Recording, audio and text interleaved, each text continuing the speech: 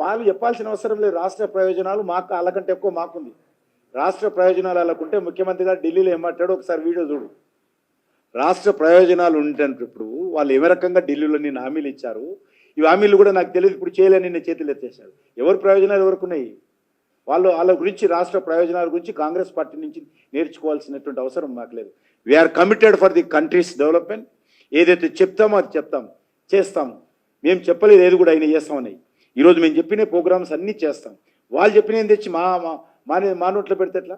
వాళ్ళు చెప్పినటువంటి ప్రాజెక్టులు, వాళ్ళు అనుకున్నటువంటి ప్రాజెక్టులు మీరు చేయాలని మిమ్మల్ని అడిగితే ఎట్లా?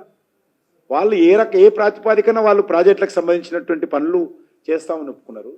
ఏ గ్యారంటీలు అయితే ఇచ్చారో, నేనేమంటాడు ముఖ్యమంత్రి గారు, చాలా దురదృష్టకరం. నిన్న నేను అనుకున్నాను 3.5 కోట్ల అప్పు ఉందని మాత్రమే, కానీ అది చాలా అప్పు పెరిగింది, నాకు తెలియదు. నేను ముఖ్యమంత్రిలో కుర్చీలో కూర్చున్నాకనే తెలిసింది అన్నాడు. మీ ముందలనే 7.5 కోట్లు ఉందని అనేక మీటింగ్లలో, పబ్లిక్ మీటింగ్లలో, 100 మీటింగ్లలో రేవంత్ రెడ్డి మాట్లాడారు. Hundreds of meetings, press conferences. 7.5 లక్షల కోట్ల రూపాయలు బీఆర్ఎస్ ప్రభుత్వం అప్పు చేసిందని చెప్పిండు. 7.5 లక్షల కోట్ల రూపాయలు అనేక మీటింగ్లలో. నేను కూడా ఇలా సోషల్ మీడియాలో పెట్టాను ఆయన మాటని. ఈరోజు ఏమంటాను, నిన్న నాకు తెలియదు, నేను 3.5 లక్షల అప్పు మాత్రమే ఉందనుకున్నాను, కాబట్టి ఇవన్నీ ఇప్పుడు నేను చేరలేకపోతున్నాను, భోజనం చేయలేకపోతున్నాను, తినలేకపోతున్నాను, తినకపోయినా ఇవన్నీ కూడా ఎట్లా చేయాలో అర్థమైతే లేదు, ఇవన్నీ నేను చేయలేనని చేతులు ఎత్తేసాను. కాబట్టి వాళ్ళు తెలంగాణ ప్రయోజనాల గురించి మాకు చెప్పాల్సిన అవసరం లేదు. నరేంద్ర మోడీ గారు అయితే చెప్పారో అన్నీ తప్పకుండా మేము చేసి చూపిస్తాం. తప్పకుండా కమిటెడ్. మా మేనిఫెస్టో ఉన్న అంశాలు, తెలంగాణ ప్రజలకు మేము చెప్పినటువంటి అంశాలు, మేము ఆ ప్రజలకు హామీ ఇచ్చినటువంటి అంశాలు, ఎలక్షన్స్ ముందే చెప్పాము, అన్నీ తప్పకుండా పూర్తి చేసేటువంటి బాధ్యత మోడీ గారి ప్రభుత్వాన్ని. తెలంగాణ ప్రజలకు హామీ మేము ఇస్తున్నాం.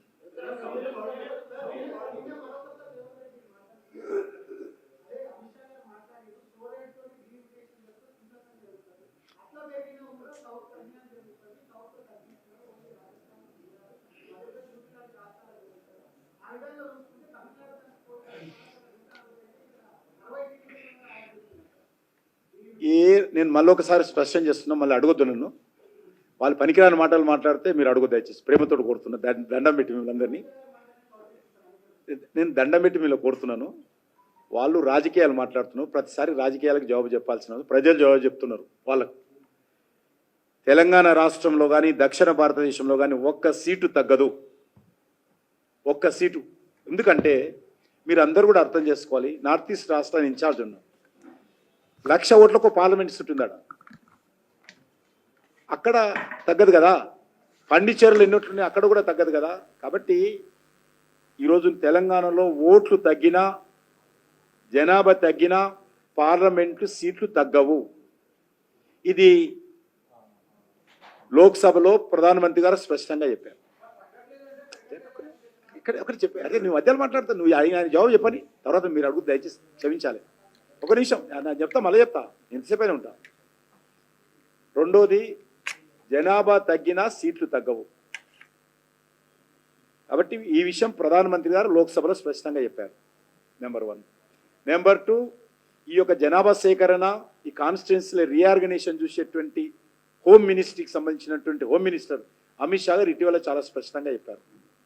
కేంద్రంలో క్యాబినెట్ మంత్రిగా బాధ్యత గల వ్యక్తిగా నేను కూడా ఈరోజు దక్షిణ భారత ప్రజానీకానికి మనవి చేస్తా ఉన్నాను. వీళ్ళంతా చేస్తుందంతా కూడా ఒట్టి బోకస్. ఈ స్టాలిన్ కానీ, రేవంత్ రెడ్డి కానీ, లేకపోతే మీకు ఇంకెవరైనా మాట్లాడితే బోకస్ మాటలు, ఇవన్నీ కూడా అబద్ధపు మాటలు. ఎక్కడ కూడా ఇక జనాభా సేకరణే చేయలేదు. నెంబర్ 1, జనాభా సేకరణ కావాలి, రీఆర్గనైజేషన్ కమిటీ కాన్స్టిట్యూట్ కావాలి.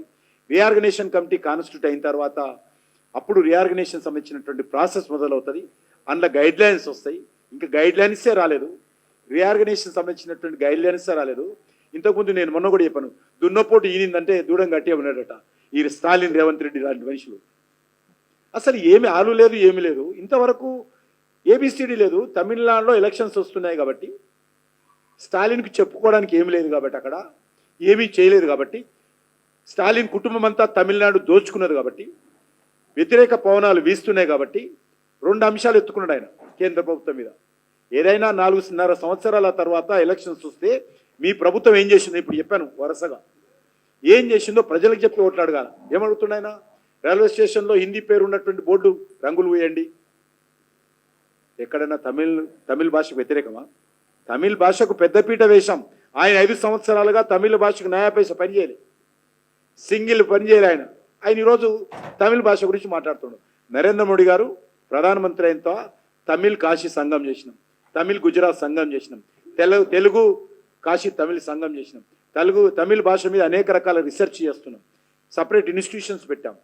కాబట్టి మేము చెప్పుకోవచ్చు తమిళ గురించి ఏం చేశాము. ఆయన న్యాయ పైసా పని చేయలేదు.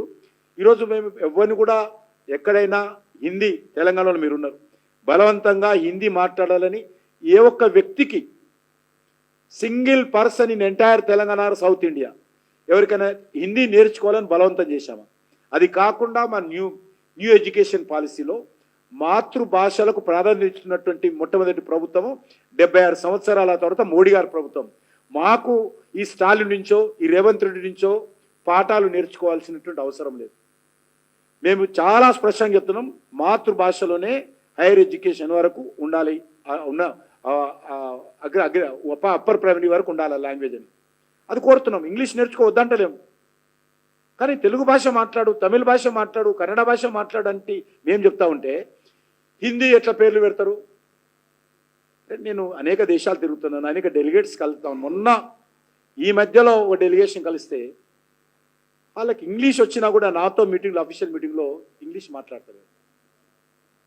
చైనాకు సంబంధించినటువంటి వాళ్ళు కానీ, ఫ్రాన్స్ సంబంధించినటువంటి వాళ్ళు కానీ, అనేక దేశాల వారు కానీ, వాళ్ళు కనీసం ఇంగ్లీష్ వాళ్ళకి స్పష్టంగా వస్తుంది, ఇంగ్లీష్ మాట్లాడేవారు. వాళ్ళ భాషలో మాట్లాడతారు, ట్రాన్స్లేషన్ పెట్టుకొని వినాలి. వాళ్ళు ఇంకా ట్రాన్స్లేషన్ గుర్తుంటారు. అంత భాష మీద వాళ్ళకు మమకారం. అయినా కూడా ఎక్కడ కూడా హిందీ బలవంతం ఎవ్వరు ఇయ్యలే. మీరు ఒక్క ఉదాహరణ తెలంగాణలో మీరు ఇన్ని వేల మందిని, ఇంతమందిని మీరు వార్తల ద్వారా చూపిస్తుంటారు. ఒక్క ఉదాహరణ చూపించండి హిందీ నేర్చుకోవాలని చెప్పినటువంటి వాళ్ళు. కాబట్టి ఏదో ఒక కనెక్టివిటీ భాష ఉండాలి కాబట్టి ఇంగ్లీష్, హిందీ 2 పెట్టారు, ప్రాంతీయ భాష పెట్టారు. ఈ త్రిభాష సిద్ధాంతం కొత్తగా తేలే. కాంగ్రెస్ పార్టీ ఉన్నప్పుడే త్రిభాష సిద్ధాంతం పెట్టాం. ఈరోజు పార్లమెంట్ కాన్స్టిట్యూన్సీ రీఆర్గనైజేషన్ ఏం కొత్త చట్టం తీసుకురాలి ఇంతవరకు. గతంలో కాంగ్రెస్ పార్టీ 2009లో చేసింది, అదే ఇంకా ఉంది. దానికి ఏదైనా మార్పులు చేర్పులు చేయాలంటే రేపు జనాభా సేకరణ, జనగణన తర్వాత, సెన్సస్ తర్వాత రీఆర్గనైజేషన్ కమిటీ వేసినప్పుడు అందులో గైడ్లైన్స్ వస్తాయి.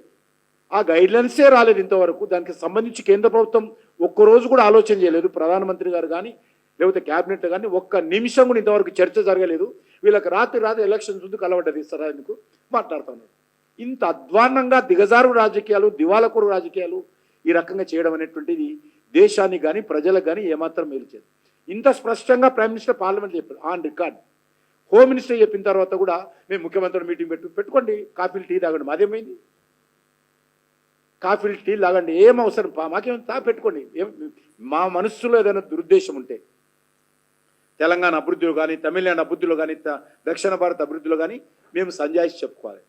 కాబట్టి ప్రతిసారి చెప్పేవాడికి లేకపోతే అడిగేవాడికి చెప్పేవాడి లోకు అన్నట్టు ఈ రకంగా ఉన్నది మా సంగతి. ఓడు వచ్చావు, నువ్వు కాంగ్రెస్ తోడు కలిసినావు వీడంటాడు, లేదు నువ్వు టీఆర్ఎస్ తోడు కలిసినా వీడంటాడు. ఇట్లా అయిపోయింది బీజేపీ. అంటే ఒకటి గుర్తుపెట్టుకోండి, ఈ 2 పార్టీలు కూడా భారతీయ జనతా పార్టీ తక్కువ అంచనా వేస్తారు. ఈ 2 పార్టీలు కూడా.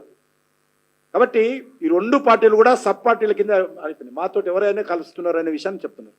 అంటే we are the boss in Telangana.